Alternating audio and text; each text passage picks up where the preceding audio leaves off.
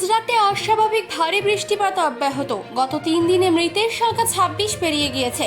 বন্যা কবলিত এলাকাগুলিতে প্রায় 20,000 মানুষকে সরিয়ে নেওয়া হয়েছে। আবহাওয়া দফতরের তরফে অন্তত 11টি জেলায় ভারী বৃষ্টিপাতের সতর্কতা জারি করা হয়েছে।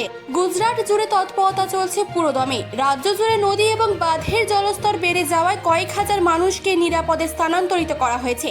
গুজরাট সরকার ত্রাণ কাজে সহায়তা করতে সেনাবাহিনীর সাহায্য চেয়েছে।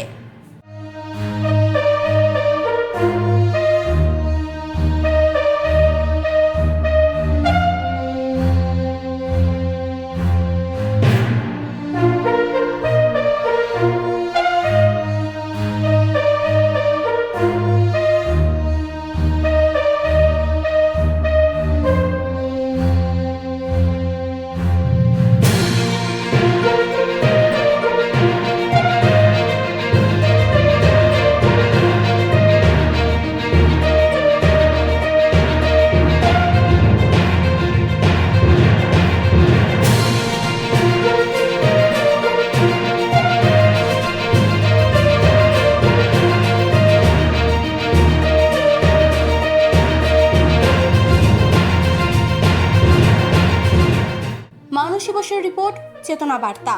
জেগে থাকে, জাগিয়ে রাখে।